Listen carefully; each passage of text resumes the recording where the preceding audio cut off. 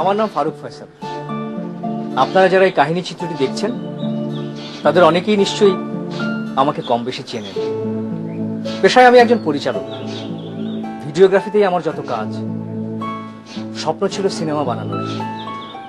সেই স্বপ্ন নিয়ে একজন ফিল্ম ডিরেক্টরের আন্ডারে অ্যাসিস্ট করেছিলাম।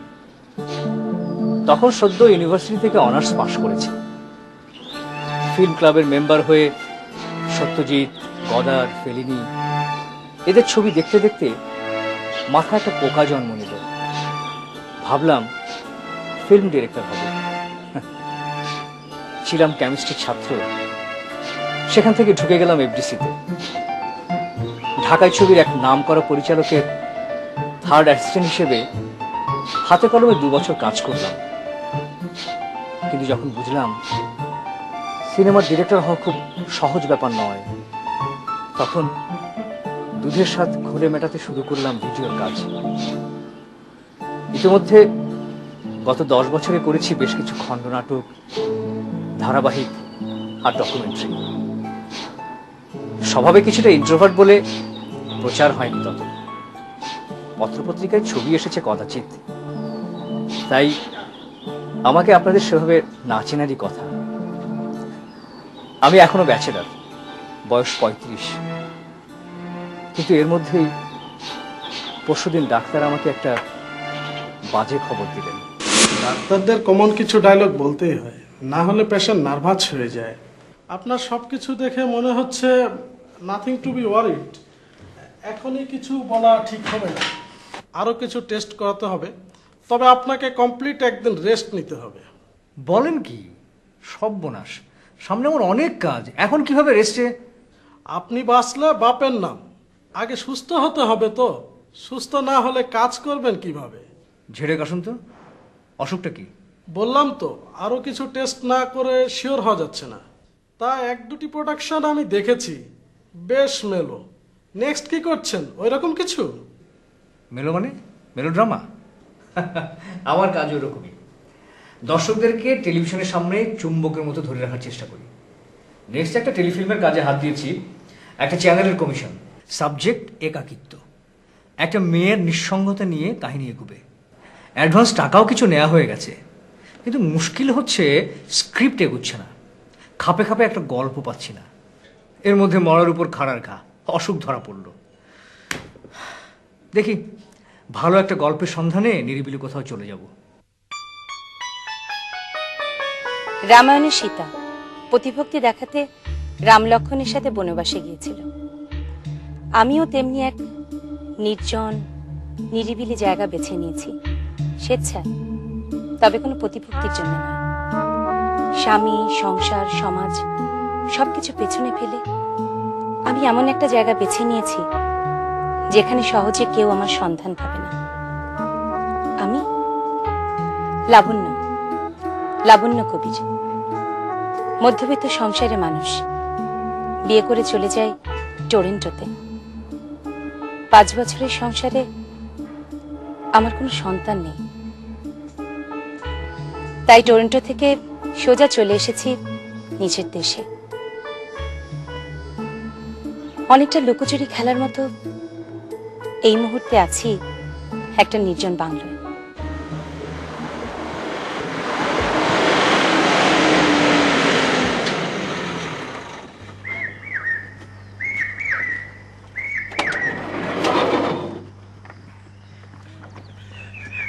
স্যার। ওয়ালাইকুম আসসালাম। সব ঠিকঠাক?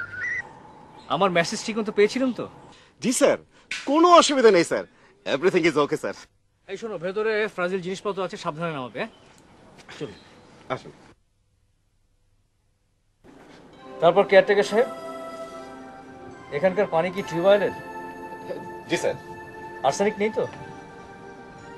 আমার শরীরটা কিন্তু বিষয় একটা ভালো নেই। কি যে বলেন স্যার, টিউবওয়েল, কুয়ো সব পানি ফোটানো হয় sir, no problem, everything is okay sir. Electricity? সেটাও খুব কম যায়। টেলিফোন লাইন ডেড হয় না তো? সেটাও কম স্যার। বাজার কোথায়? কাছাকাছি? জি স্যার, কাছেই। আমার কিন্তু ফ্রেশ খাবার চাই। ফ্রেশ রান্না, ফ্রেশ খাবার, মাছ, মাংস, তরি তরকারি। প্রতিদিনের বাজার প্রতিদিন করতে হবে। Okay sir, no problem sir. আরেকটা কথা, খুঁটিনাটি বিষয় নিয়ে আমাকে কেউ বিরক্ত করতে আসবেন না। আমি যখন লিখবো অথবা টেলিফোনে কথা বলবো তখন একদম বিরক্ত করা চলবে না। Okay sir, no problem. আমি তো জানি স্যার আপনার কাজটাই হচ্ছে নিরিবিলি। কনসেন্ট্রেশন ছাড়া মাথা থেকে ভালো আইডিয়া বেরোবে কি করে স্যার? আপনি আমার কাজ দেখেছেন?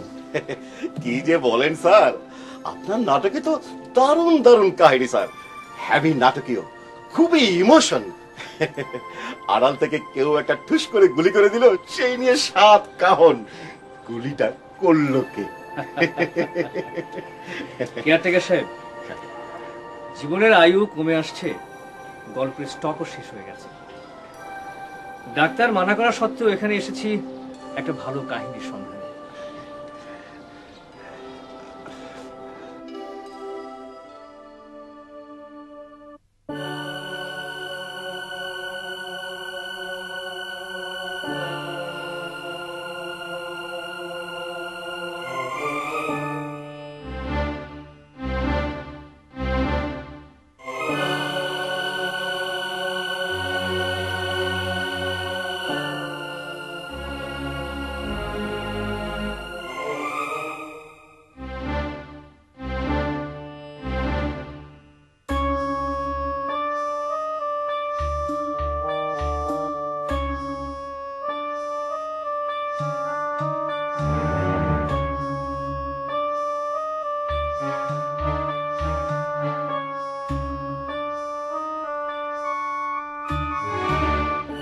আজ রাতেও ঘুম আসবে বলে মনে হয় না।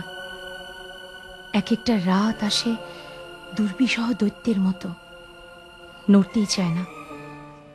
এভাবে আর কত রাত আমার কাটবে আমি জানি না। জানো না মানে? হোয়াট ইউ মিন জানো না? দেখো লাবণ্য, গায়ে পড়ে ঝগড়া আমি একদম পছন্দ করি না।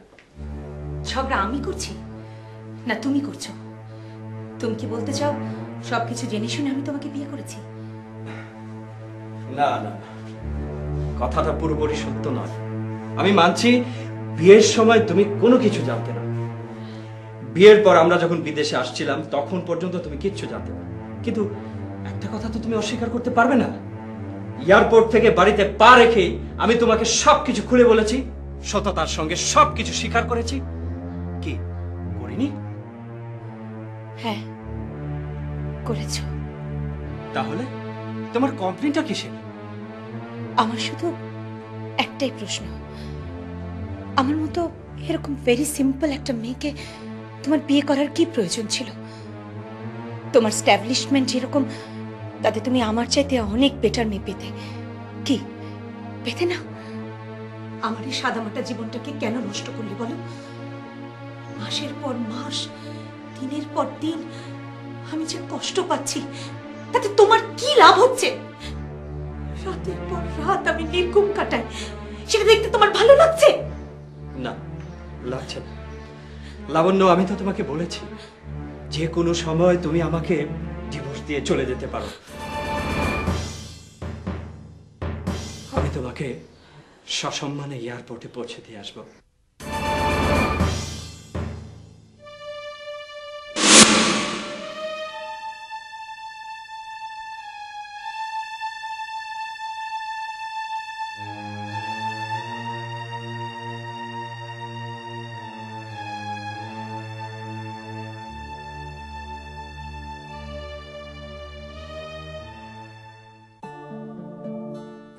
একটা ব্ল্যাঙ্ক কল করলে কেমন হয়? নট এ ব্যাড আইডিয়া,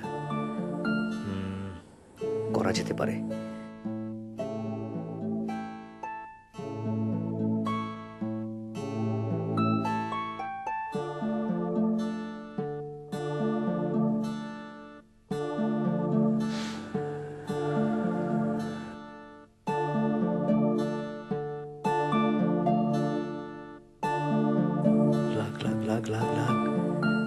যদি কোনো ছেলের গলা হয় তাহলে কথা বলবো না, আর যদি হ্যালো হ্যালো হ্যালো হ্যালো বলুন, কাকে চাই? হ্যালো, এটা কি 912 4567? না, সরি, রং নাম্বার। দাঁড়ান দাঁড়ান, ইয়ে ফোনটা কাটবেন না। আমি কি আপনার সঙ্গে একটু কথা বলতে পারি? কি বিষয়ে কথা বলবেন? কেন কথা বলবেন? আপনি কি আমায় চেনেন? চিনি না বলেই তো কোনো অসুবিধা থাকার কথা নয়। আমি আপনার নাম্বারটা আন্দাজে টিপেছি। এমন তো নয় যে আপনার নাম্বারটা আমার জানা। একবার কিছুক্ষণ কথা বললেও পরে আপনাকে আর বিরক্ত করার কোনো সুযোগ আমার নেই, আবার ক্ষতিও নেই। আমার ঘুম আসছে না, তাই ভাবলাম কারোর সঙ্গে কথা বলি, যদি কোনো গল্প পেয়ে যাই। মশকরা পেয়েছেন? আপনার ঘুম আসছে না সেটা আপনার সমস্যা, তার জন্য আমি রাত জাগবো কেন? দেখুন, এভাবে টেলিফোন করার আমার আরেকটা উদ্দেশ্য আছে। আপনাকে বুঝিয়ে বললে হয়তো আপনি বুঝবেন, আর স্বার্থটা হচ্ছে। এই মিস্টার, আপনার নাম্বারটা কি বলুন তো, পুলিশকে জানিয়ে দেই। ফার্দার এভাবে ডিস্টার্ব করলে খুব খারাপ হয়ে যাবে। এই মিস্টার ফারুক ফয়সাল, তোমার ফার্স্ট মিশনটাই কিন্তু ফেল করলো। আচ্ছা, ওই পাশের মানুষটা যদি জানতো যে আমি সেই ক্ষুদ্র পরিচিত নাট্যকার পরিচালক ফারুক ফয়সাল, তাহলে কি কিছুক্ষণ সময় দিত? বলবো কখন, পাত্তাই তো দিল না, খট করে লাইনটা কেটে দিল।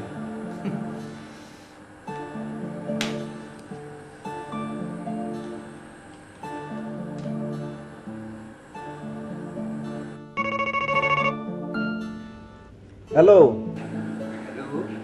কাকে চান? চাচা চাচি তো বাড়িতে নাই, ওনার সিটা হয়ে গেছে। রাখি।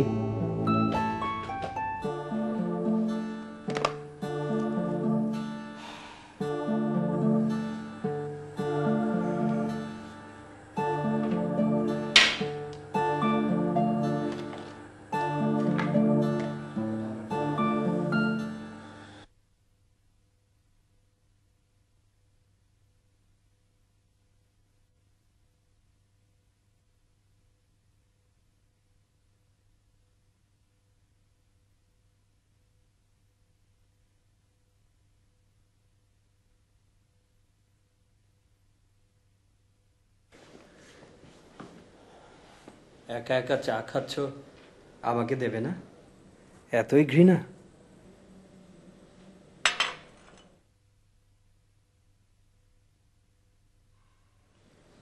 আমি তোমাকে একটা রিকোয়েস্ট করতে চাই, রাখবে? রিকোয়েস্ট? বলে ফেলো। রিকোয়েস্টটা না শুনলে বুঝবো কি করে রাখতে পারবো কিনা। দেখো, এতদিন হয়ে গেল, একবারের জন্যও আমি তোমার কাছে কখনো কোনো রিকোয়েস্ট করিনি। করিনি কারণ তোমার সাথে আমার চাওয়া পাওয়া মান অভিমান করার মতো ইন্টিমেসি তৈরি হয়নি। এত ভূমিকা না দিয়ে রিকোয়েস্টটা কি সংক্ষেপে বলে ফেলো। তুমি একজন ভালো ডাক্তার দেখাও। এতদিন তোমার সাথে একসাথে থেকে এটুকু আমি বুঝেছি, মানুষ হিসেবে তুমি খারাপ নও, শুধুই একটা দোষ ছাড়া। সেটাকেই বা পুষে রাখবে কেন বলো? আচ্ছা, একজন ভালো সাইকিয়াট্রিস্ট কি তোমাকে এই সমস্যার হাত থেকে মুক্ত করতে পারেন না?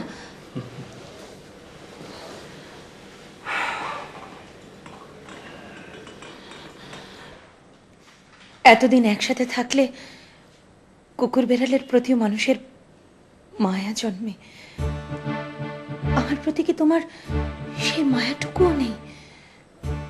একবার ভেবে দেখো তো, একটা সাধারণ মেয়ে সব কিছু ছেড়ে অচেনা এক দেশে তোমার সাথে পড়ে রয়েছে, তার তার রিকোয়েস্টের কোনো মূল্য নেই তোমার কাছে?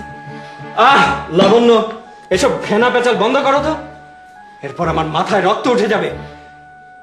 বিশ্বাস করো, এক একটা দিন বেরোয় আর আমি ভয়ে শিউরে উঠি। দিনের পর সন্ধ্যা এলে মনে হয় রাতটা আমার ঘাড়ের উপর জগত্তল পাথরের মতো চেপে বসবে। নির্ঘুম রাতের এক একটা ঘন্টা পেরোয় আর মনে হয় কখন আলোময় সকাল আসবে, কখন।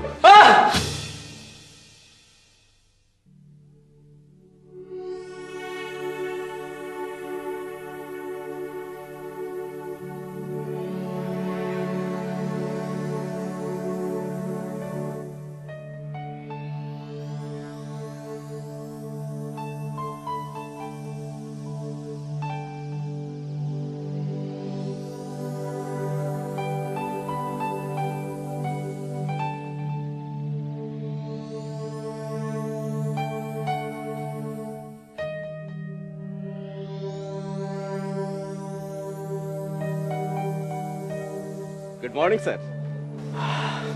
মর্নিং, কি খবর? Okay sir, no problem, everything is okay sir. তা স্যার, আপনার কেমন কাটছে? এই জায়গাটা কেমন লাগছে? খাওয়া দাওয়া কেমন হচ্ছে? ঘুমটা কেমন হচ্ছে? খাওয়া দাওয়া ফার্স্ট ক্লাস, জায়গাটাও খুব চমৎকার, ঠিক যেমনটি চেয়েছিলাম। কিন্তু ঘুমের ব্যাপারে একটু সমস্যা আছে, ঘুমটা ঠিক মতো হচ্ছে না। অবশ্য এটা আপনাদের অ্যারেঞ্জমেন্টের জন্য নয়, আমারই সমস্যা।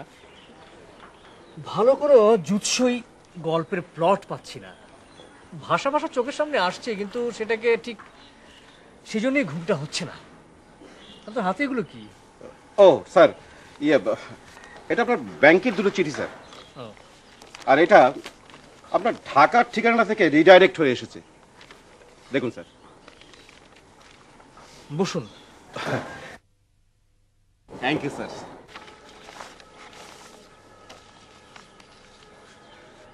সুপ্রিয় পরিচালক ফারুক ফয়সাল, আমার শুভেচ্ছা। পৃথিবীতে কিছু কিছু মানুষ আসে সৃজনশীল কাজ করার জন্য, আর কিছু কিছু মানুষ আসে সেই কাজে মুগ্ধ হওয়ার জন্য। আমি তেমনই একজন অন্ধভক্ত আপনার। যখন নাটক পরিচালনায় আসেননি তখন আপনি উপন্যাস গল্প লিখতেন, তখন থেকে আপনার পিছু পিছু ছিলাম আমি। আপনার 13টি উপন্যাস আর 2টি গল্পগ্রন্থ সবই আমার সংগ্রহে আছে, বহুবার পড়া হয়েছে, দেখা হয়েছে আপনার করা প্রায় সবগুলো নাটকও। তাই আমার এতদিন পর মনে হলো আপনাকে একটা গল্প বলি, আমার জীবন কাহিনী। এ কাহিনী এত নাটকীয় যে হয়তো আপনার লেখার কাজেও লাগতে পারে। কে জানে, কোনো এক সন্ধ্যায় হয়তো টিভির সুইচ অন করে দেখতে পাবো সেই নাটক, যে নাটকের মূল চরিত্র আমি নিজেই। আমার নাম সুস্মিতা হাসান, বিয়ে হয়েছিল বাবা মার পছন্দে। আমার স্বামী চন্দন আমাকে যে অনিচ্ছা সত্ত্বেও বিয়ে করেছিল তা আমি জেনে যাই বিয়ের পরদিন। হয়তো চন্দনই সব কায়দা করে আয়োজন করে রেখেছিল আমাকে সব জানাবার জন্য। বিয়ে হয়ে যাওয়ার পর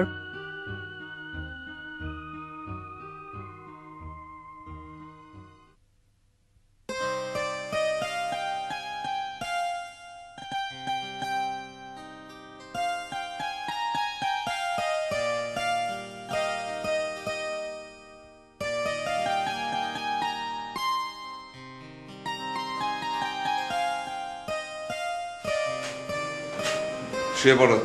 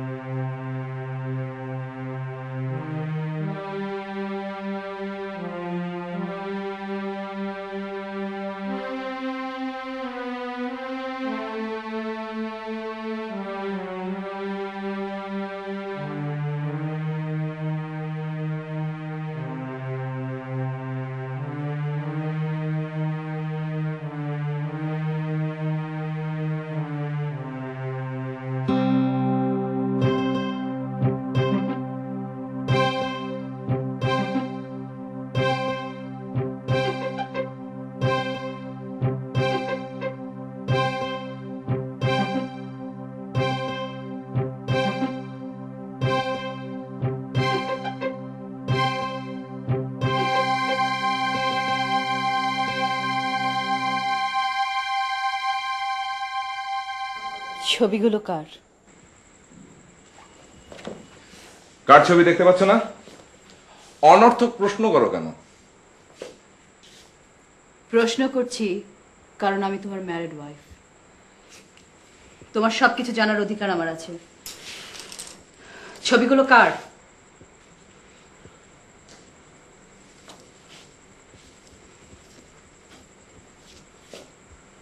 আমার ভালোবাসার মানুষের। খুব সাধারণ ধরনের মেয়ে, তাই বাবা মায়ের এক্সট্রিম প্রেসারে আমি তোমাকে বিয়ে করতে বাধ্য হয়েছি। তোমাকে বিয়ে করে আমি আমার পছন্দকে মেরে ফেলতে পারি না। এই তোমার সহজ গল্প। বাহ, সহজ গল্পটা সহজ করে বললেই সবকিছু সহজ হয়ে যাবে? তা হয়তো হবে না। তাহলে আমাকে কি করতে হবে? তোমাকে কিছুই করতে হবে না, যা করার আমি করব। তুমি যখন তোমার পছন্দকে মেরে ফেলতে পারবে না, আমি অন্তত এই বিয়ে নামক প্রহসনকে মেরে ফেলতে পারবো। আমি এক্ষুনি আমার বাবা মাকে জানাবো, তোমার বাবা মাকেও জানাবো। আমি দেখতে চাই এরপরেও তোমার মতো একটা ভণ্ডের অস্তিত্ব কি করে থাকে। যে প্রপার্টির লোভে পড়ে তুমি আমাকে খেলার পুতুল বানিয়েছো, আমি দেখব সেই প্রপার্টি তোমার কাছে থাকে না তুমি জেলে থাকো। প্লিজ, তুমি এটা করো না। আমি আসলে একটু বেশি পাগলামো করে ফেলেছিলাম, একটু বেশি এক্সপেরিমেন্ট করে দেখতে চেয়েছিলাম তুমি আসলে কতটুকু শক্ত মেয়ে। শোনো, আমার জীবনে এখন আর কোনো ভালোবাসা নেই।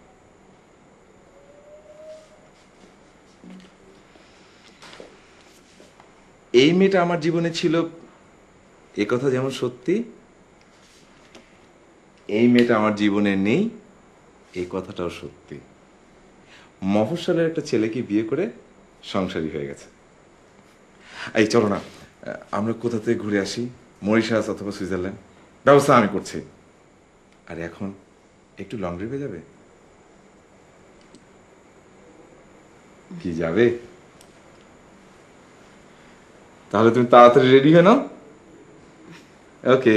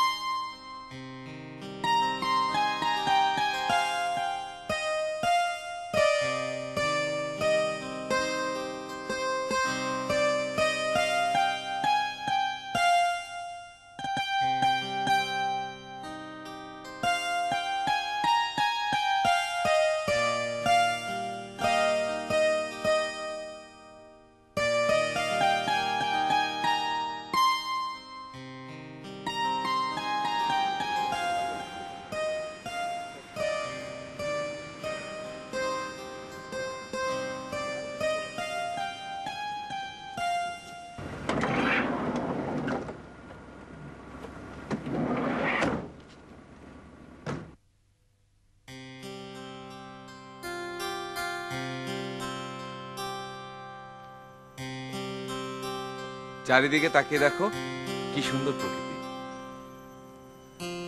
এত সুন্দর প্রকৃতিতে থেকেও আমরা অনর্থক ঝগড়া করি।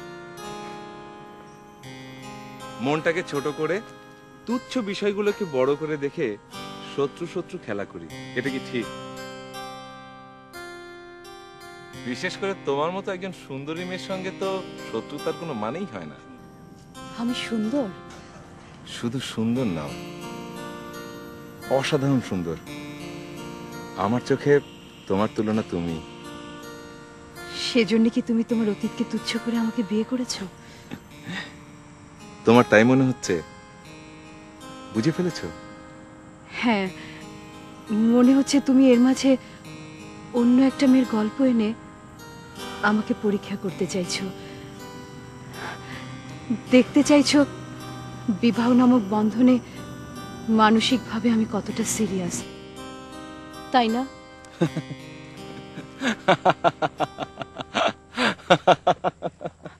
হাসছো কেন? আমার দিকে তাকিয়ে বলো, তোমার জীবনে অন্য কোনো মেয়ের অস্তিত্ব নেই? তোমার জীবনে শুধু আমি? হ্যাঁ, স্পষ্ট করে বলে আমার অস্থির মনটাকে শান্ত করো প্লিজ। জানো, আমার মনটা যখন খুব খারাপ থাকে তখন আমি একা একা এই জায়গাটায় আসি। আজ তোমাকে নিয়ে এসেছি। আজও কি তোমার মন খারাপ?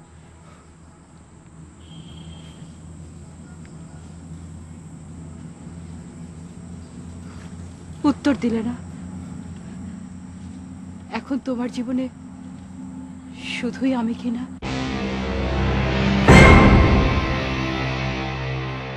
আমার জীবনে শুধু তুমিই নও,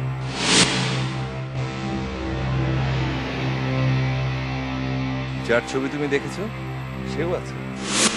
তাই একটা মানুষের জীবনে দুটো মানুষের অস্তিত্ব থাকতে পারে না বলে তোমাকে এখানে নিয়ে এসেছি।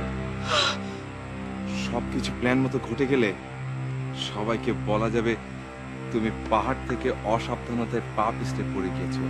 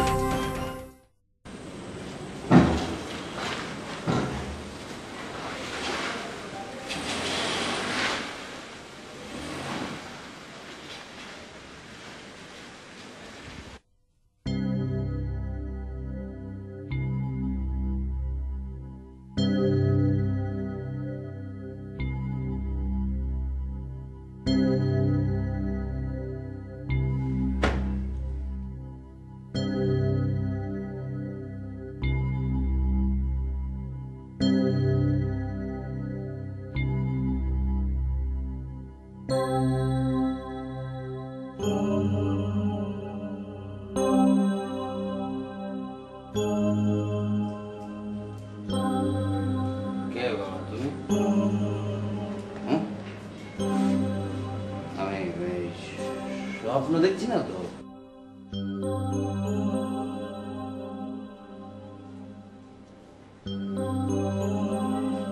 না, সত্যি তো দেখছি।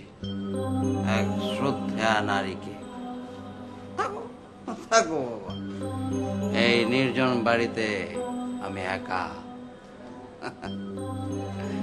আরেকজন থাকলে কোনো অসুবিধা নেই।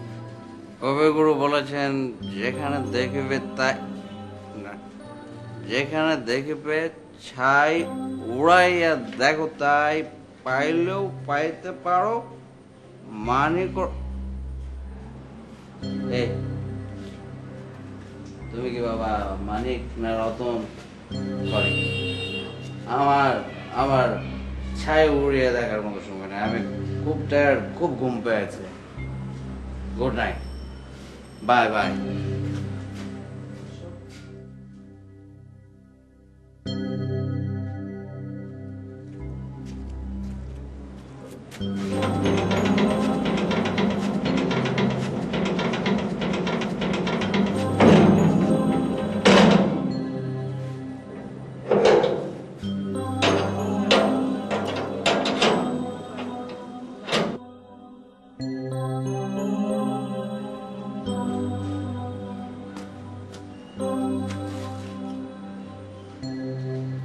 Bye bye.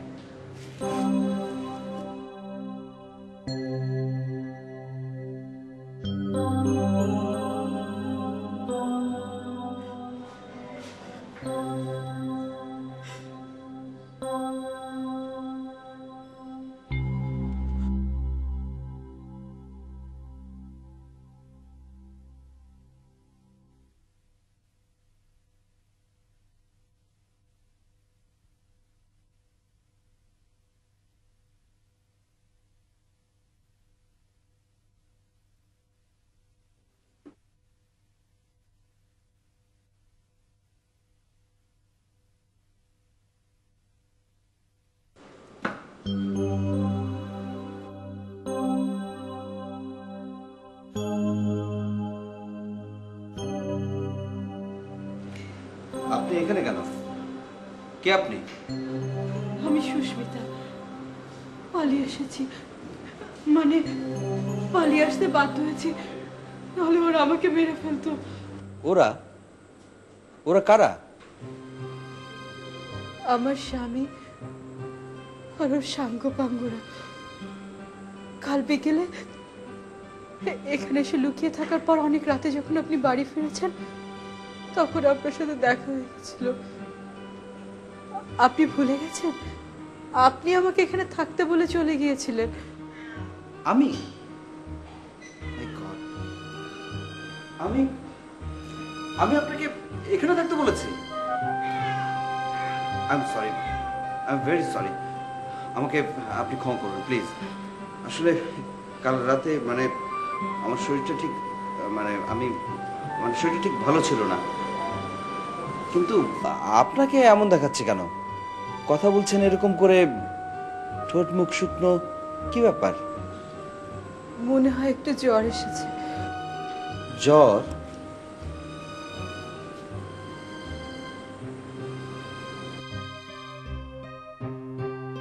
সর্বনাশ, জ্বরে তো আপনার গা পুড়ে যাচ্ছে। আপনাকে এরকম অবস্থা রেখে আমি সারা রাত আরামে ঘুমিয়েছি। আপা তো আমাকে উপর থেকে সব দেখেছে। আমাকে ক্ষমা করবে না? আপনি আমাকে প্লিজ ক্ষমা করবেন। আসুন আমার সঙ্গে, আসুন আসুন আমার বাসায় আসুন, কোনো সমস্যা নেই। আসুন প্লিজ, আসুন আসুন আসুন।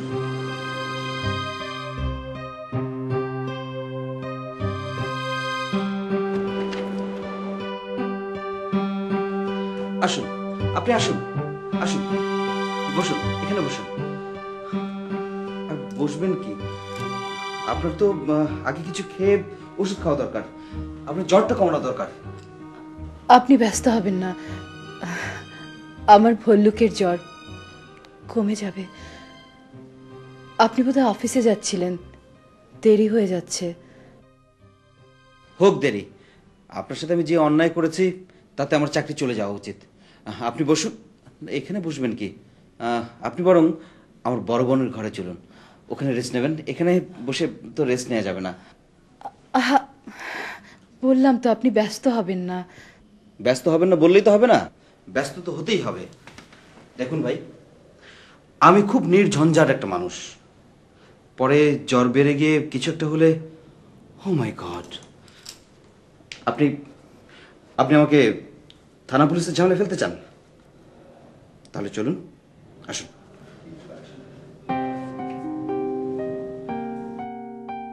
কি হলো? আসুন আসুন প্লিজ।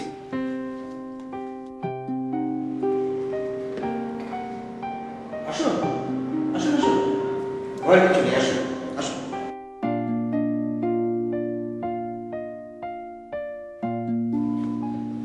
আসুন আসুন আসুন। এটা হলো আমার বড় বোনের রুম। আপনি এখানে যতক্ষণ খুশি রেস্ট নিন, একদম টেনশন করবেন না, ঠিক আছে? Feel free. ও, আর আমি বেরিয়ে গেলে আপনি দরজাটা লক করে দেবেন। এটা আমার বাড়ির চাবি, নিন নিন। আপনি বেরিয়ে যাবার সময় ঘরের সব দরজাগুলো লক করে চাবিটা গ্যারেজের শাটারের নিচে ফেলে দিলেই হবে, ঠিক আছে? আসি। ও, এক মিনিট।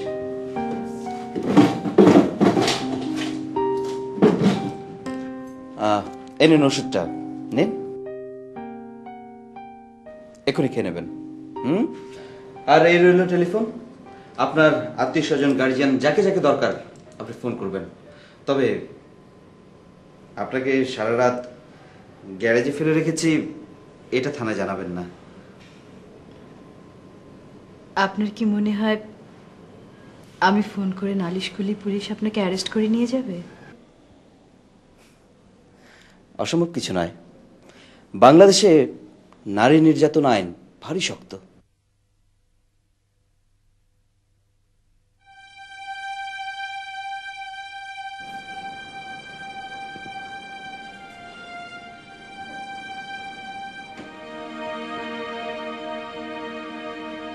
দিদি ভাই, আমাকে মাফ করে দিস। বাবা মা চলে যাবার পর তুই আমাকে কোলে পিঠে মানুষ করেছিস, সফলতা দিয়েছিস, প্রতিষ্ঠা দিয়েছিস, আর তোর সেই ভাইটি কিনা মনের ভুলে অসহায় একটা নারীর সঙ্গে অমানবিক আচরণ করলো। আমাকে ক্ষমা করিস।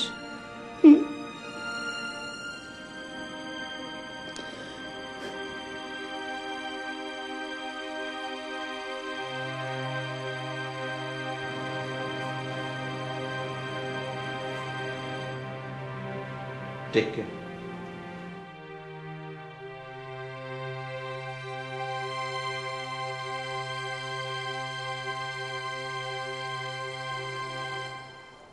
আমি খুব অবাক হয়ে মানুষটিকে দেখছিলাম। মানুষে মানুষে কি ভয়ঙ্কর তফাৎ। যে আমাকে অবলীলায় খুন করতে চাইল আর যে আমাকে অবলীলায় আশ্রয় দিল, দুজনই কিন্তু মানুষ। ওই আশ্রয়দাতার বাড়িতে বসে বাবাকে ফোন করলাম। আমি চেয়েছিলাম একটা নির্ঝঞ্ঝাট সমাপ্তি, কিন্তু আমার কঠোর পিতা আইনের আশ্রয় নিয়ে স্বামী নামক ওই ভয়ানক মানুষটিকে শায়েস্তা করল। আমি মুক্ত হলাম, পেলাম নতুন জীবন। একসময় বুঝলাম ওই আশ্রয়দাতা আমাকে তার আশ্রয়ে স্থায়ীভাবে প্রত্যাশা করছে।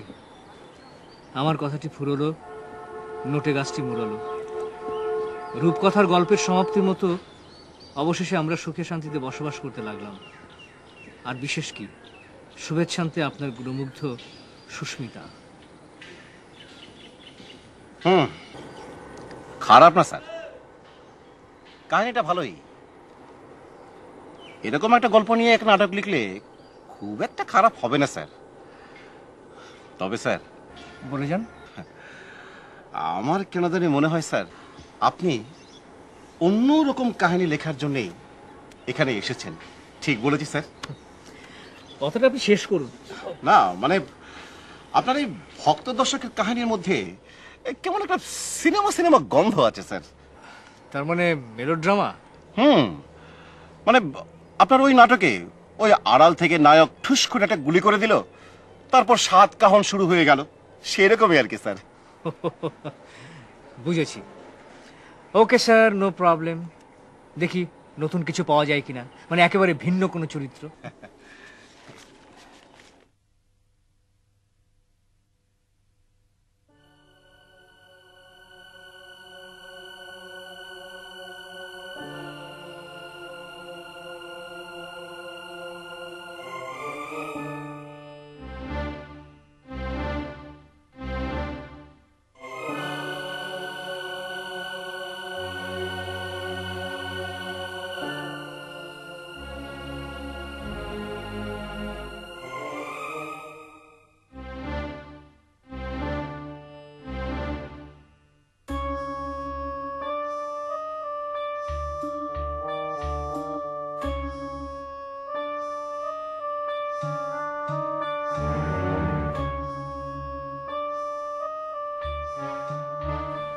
এভাবে নিঃসঙ্গ সময় আর কাটতে চায় না।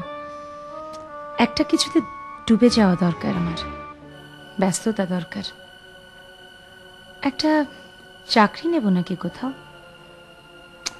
কিন্তু মনে মনে প্রতিজ্ঞা করেছি অসহ্য স্পর্শা হয়ে কয়েকটা মাস কাটিয়ে দেব ঘরে।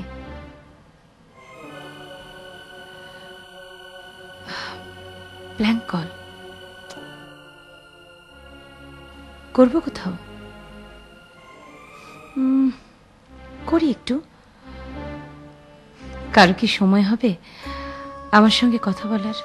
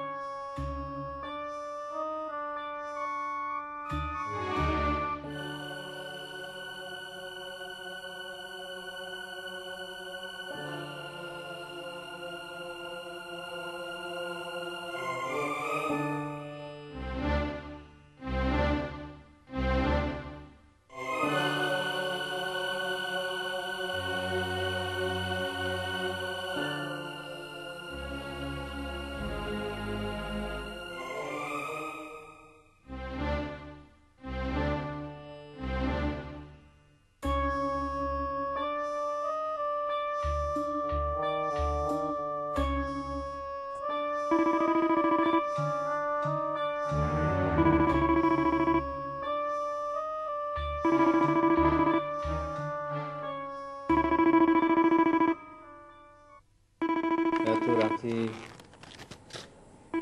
আমার এখানে ফোন?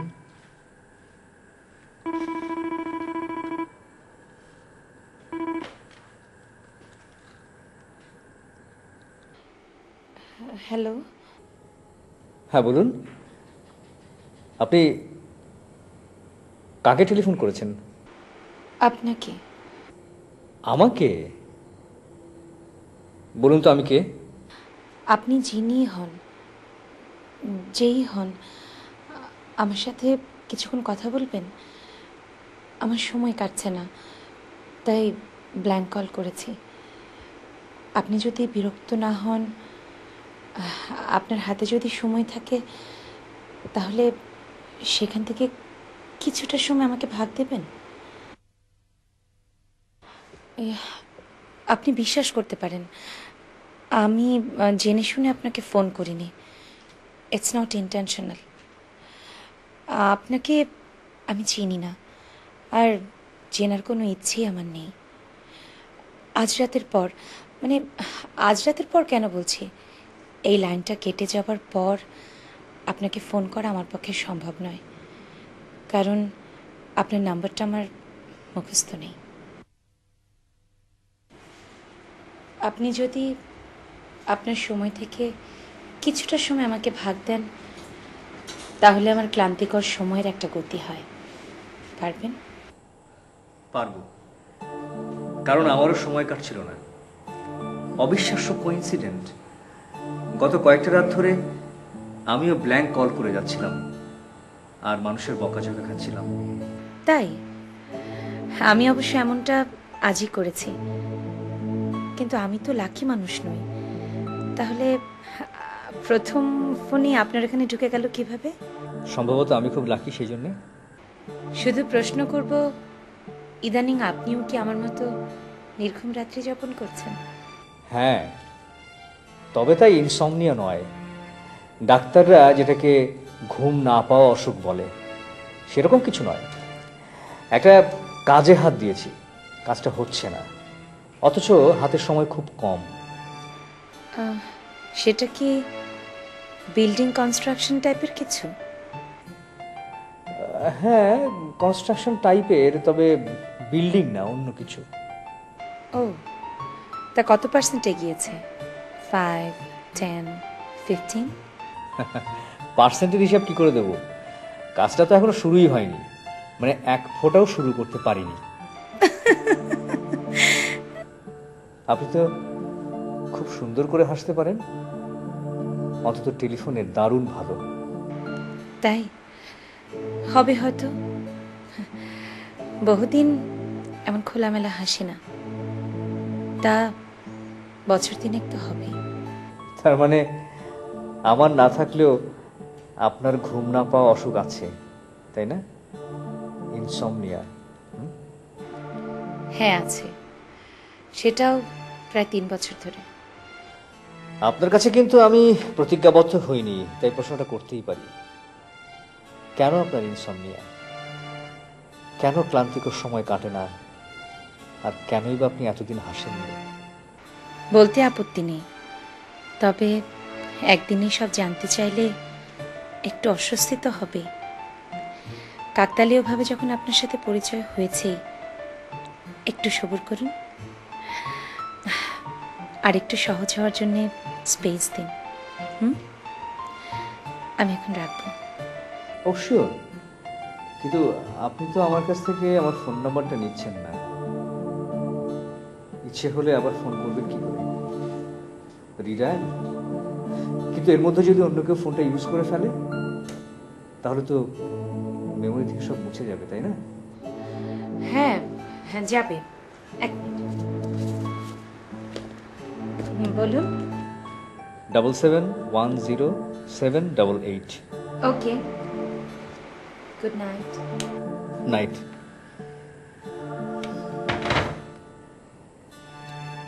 এবার কি সত্যি আমি একটা নতুন গল্প পেয়ে যাচ্ছি?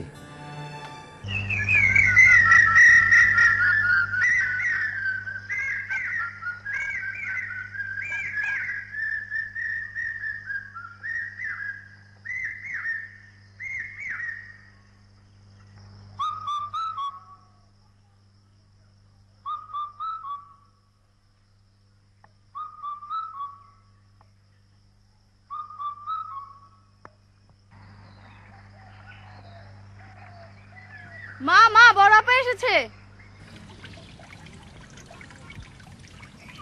বড় আপা এত তাড়াতাড়ি আবার? ভালো রে, মা কেমন আছো তুমি? হঠাৎ করে না বলে না কয়ে কোন ফ্ল্যাটে এলি? তোমাদের দেখতে ইচ্ছে হলো, চলে এলাম। চল বস।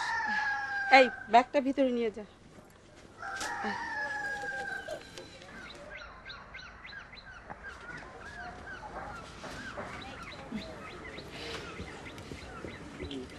কি ব্যাপার মা, আমি এসেছি, তুমি খুশি হওনি নাকি আমার আশাটাই ঠিক হয়নি?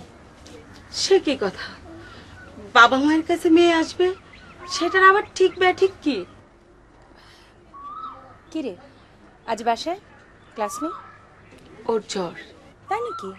দেখি না, এখন তো 3 দিন ধরে ভুগলো, আজই কমেছে। সকালে স্কুলে যেতে চেয়েছিল, আমি সাহস করলাম না। ও, সীমা কোথায়? কলেজে গেছে? হ্যাঁ, আপা তো খুব সকালে বের হয়ে যায়, আস্তে আস্তে সন্ধ্যা হয়, বাসে আসে তো। তোরা ভালো করে লেখাপড়া কর, ভালো একটা রেজাল্ট করলে চাকরি পেতে কোনো অসুবিধা হবে না। মা, বাবার শরীর কি আগের মতোই আছে? ওই একই অবস্থা।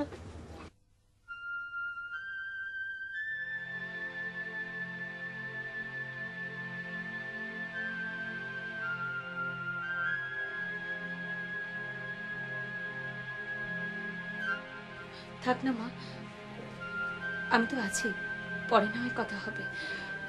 কাল বিকেলে আমার ফ্লাইট।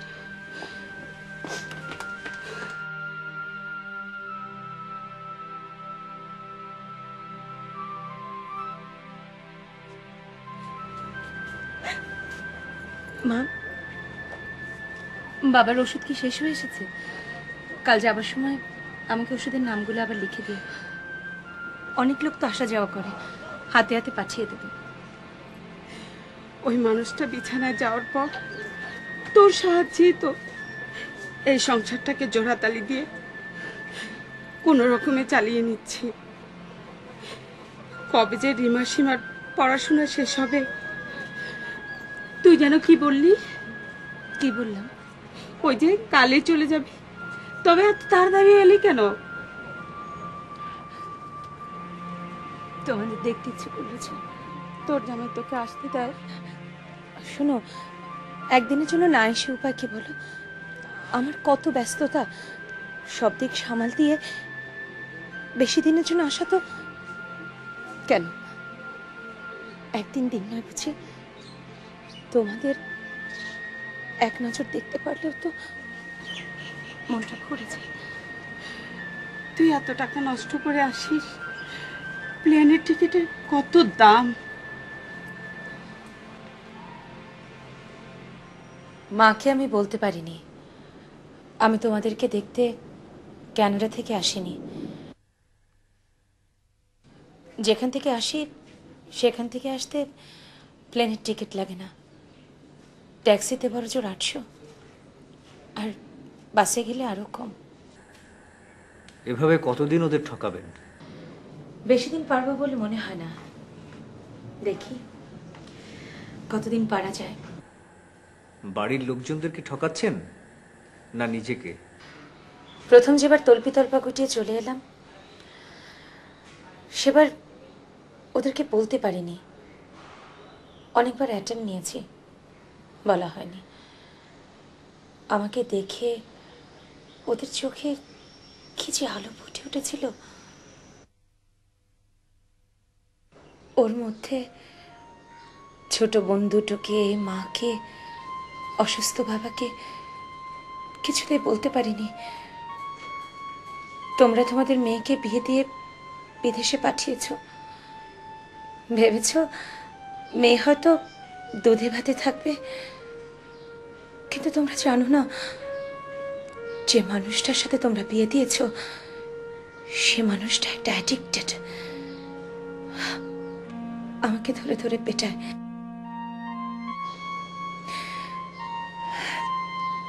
খানিক প্রতিবাদ করেছি বলে আমার হাতে ডিভোর্স লেটার ধরিয়ে দিয়েছে। আমি বলতে পারিনি, আমি আমার বাবা মাকে বলতে পারিনি। এক্সপেরিমেন্টের জন্য টিপিক্যাল বাঙালি মেয়েরা গিনিপিগ হিসেবে চমৎকার। ছেলের বাবা মা আপনাকে নিয়ে এক্সপেরিমেন্ট করেছে, ভেবেছে বিয়ে হলে ওদের ছেলে ভালো হয়ে যাবে। তারপর থেকে আপনি বাবা মা বোনদের কাছ থেকে পালিয়ে পালিয়ে বেড়াচ্ছেন।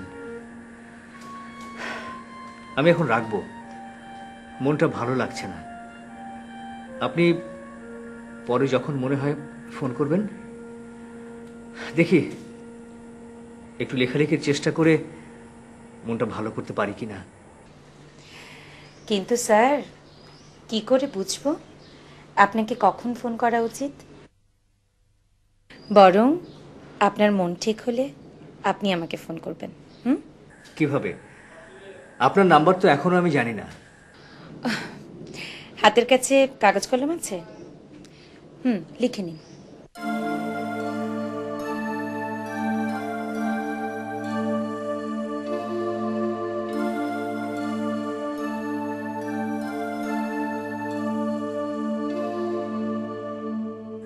পৃথিবীতে ফুলের দাম সবচেয়ে কম।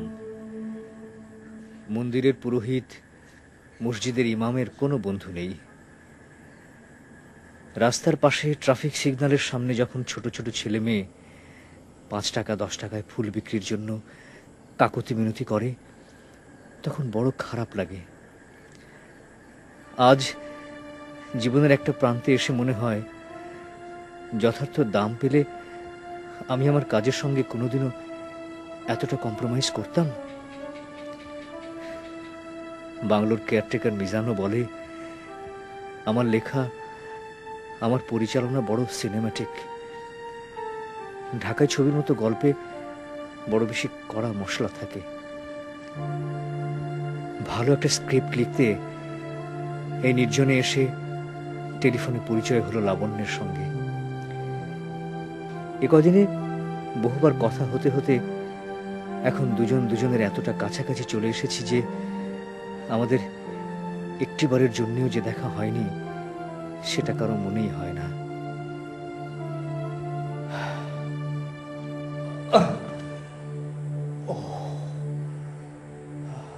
টেলিফোনে লাবণ্যের এত কথা শুনেছি, ওকে এত কথা বলা হয়েছে, অথচ এখনো জানানো হয়নি এ নির্জনে আমি যে স্ক্রিপ্ট লিখতে এসেছি সেটাই হবে আমার জীবনের শেষ লেখা। অন্তত এই রকম কিছু ভেবেই এখানে আমি এসেছি।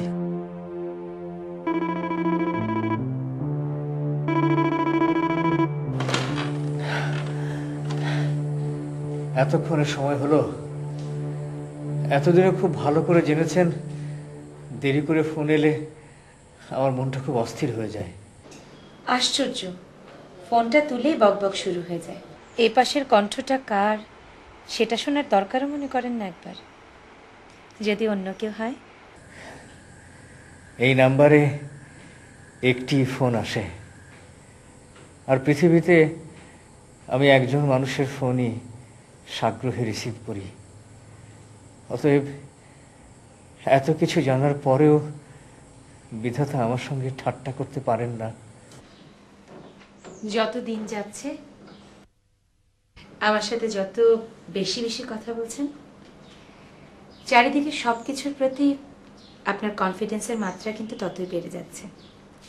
এর জন্য একটা ক্রেডিট কিন্তু আমারও পাওনা। যা কিছু ধ্রুব সত্য তা শুধু উচ্চারণের মধ্যে সীমাবদ্ধ করতে নেই। আমার জীবনের বাঁচার শক্তি আমি একটু একটু করে পাচ্ছি আপনার সাথে কথা বলার পরে। আমার হতাশায় ডুবে যাবার অনেকগুলো কারণ ছিল, আপনাকে আমি বলেছি, কিন্তু আপনি এরকম ভেঙে পড়েছেন কেন সেটা কিন্তু আমাকে বলেননি। না, বরং অন্য কথা বলি। কাল রাতে আমি একটা স্বপ্ন দেখলাম আপনার সঙ্গে আমার দেখা হয়েছে। আমি আপনার চেহারার বর্ণনা দিই, মিলল কিনা সেটা বলার দরকার নেই। আপনার মাথা ভর্তি অনেক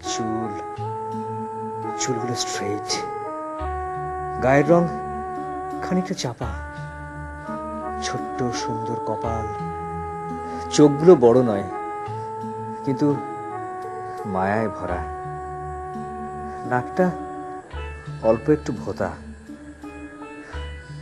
আর হাসলে ঠাসা ঠাসা দাঁতগুলো কথা বলে। ব্যাস, তারপর জানেন, মানুষ যেটা অবচেতন মনে আশা করে স্বপ্ন হচ্ছে তারই প্রতিফলন। আপনি কি আরো কিছুদিন চার দেয়ালের মধ্যে বন্দী থাকবেন বলে ঠিক করে রেখেছেন? না, বাবা মার কাছে চলে যাব। লুকোচুরি আর ভালো লাগছে না। তাহলে কি আপনার সঙ্গে আমার একবার দেখা হবে? একবারই দেখতে চাই, একবার। না, দেখা হওয়ার কথা কখনোই ছিল না। ঠিক, কিন্তু আমি যে কালই চলে যাব, কাল থেকে আপনি আর আমাকে এই নাম্বারে পাবেন না। এটা কি আশ্চর্যের কিছু? আমি যে বাংলোয় ভাড়া আছি সেখান থেকে বেরিয়ে গেলে আপনি এই নাম্বারে আমাকে কখনোই পাবেন না। আমাদের যোগাযোগটা যে স্থায়ী হবে এমন আলোচনা কিন্তু কখনোই হয়নি। আপনি যে এত কঠিন, শেষ বেলায় সেটাও জানা গেল। ঠিক আছে, আপনাকে আর বিরক্ত করছি না, রাখি। ভালো থাকবেন।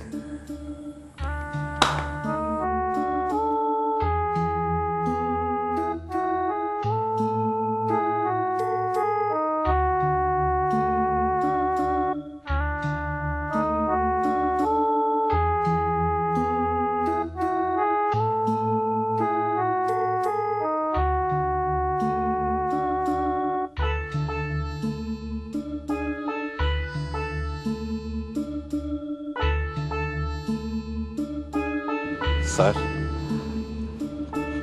আপনাকে এখান থেকে গিয়ে সোজা হাসপাতালে ভর্তি হবে, তাহলে আপনার লেখাটা শেষ হবে না।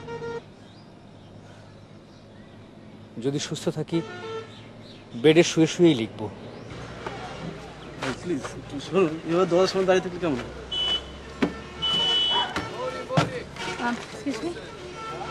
স্যার, এ কি?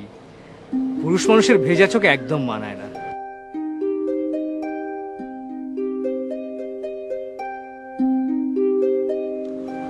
চলি, আবার দেখা।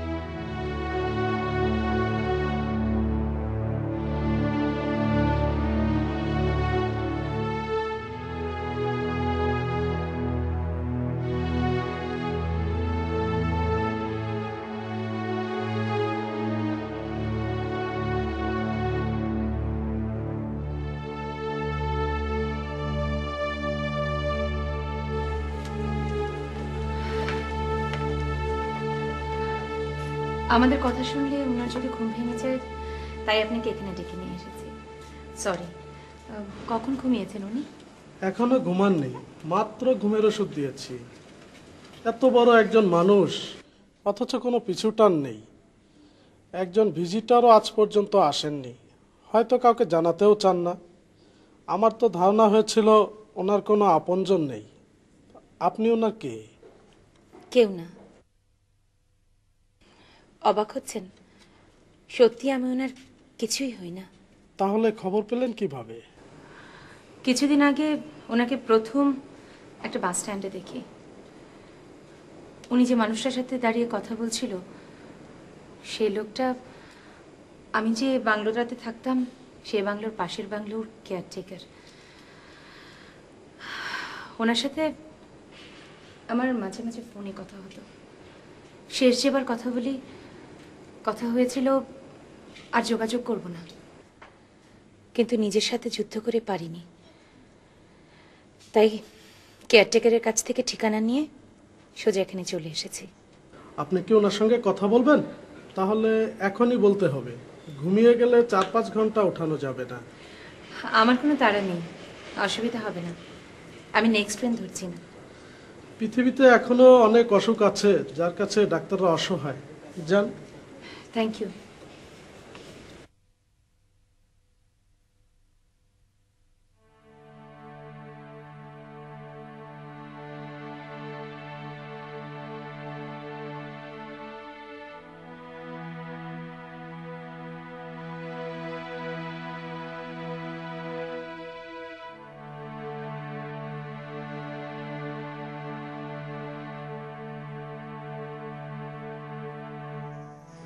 বাস স্টেশনের গলা শুনে টেলিফোনের মানুষটিকে চিনে ফেললেন।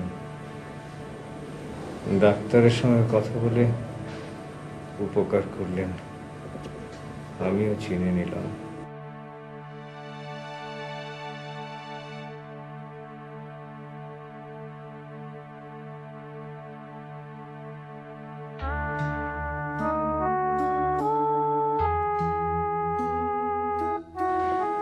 ঘুমাননি?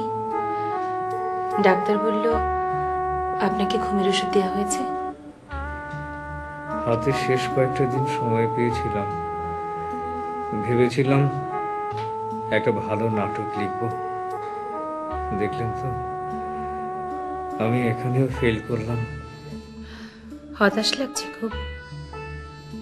না, মানুষ কি সারা জীবন পেয়েই আনন্দিত হয়? খুঁজতে খুঁজতে জীবনটা শেষ করে দেয়াই তো মজার। এখন একটা বিষয় আমাকে কনফার্ম করুন। কি বিষয়? সত্যি আপনি নেক্সট ট্রেন ধরছেন না? আসলে কি আপনার চলে যাবার কোনো তাড়া নেই? আপনার কি মনে হয়? আমি তো স্বপ্ন বিলাসী মানুষ। আমি এখানে অন্তত একটা ভালো গল্পের সন্ধান পেতে চাই। যারা অপটিমিস্ট তারা কখনো ফেল করে না। আপনিও কখনো হারবেন না। থ্যাঙ্কস। জানেন তো, আজকালকার ডাক্তাররা বেশ খোলামেলা। তারা স্পষ্ট বলে দিয়েছেন সামহাও আমার শরীরে রেজিস্ট্যান্স পাওয়ার নিঃশেষ। যে কোনো সামান্য জ্বরেই আমি কাবু হয়ে যেতে পারি। So don't worry. আমি আপনাকে অনেক দিন আটকে রাখতে চাইলেও পারবো না। আমি শিওর করছি, আমার পাশে থেকে বেশি দিন বোর হওয়ার আপনার কোনো চান্স নেই।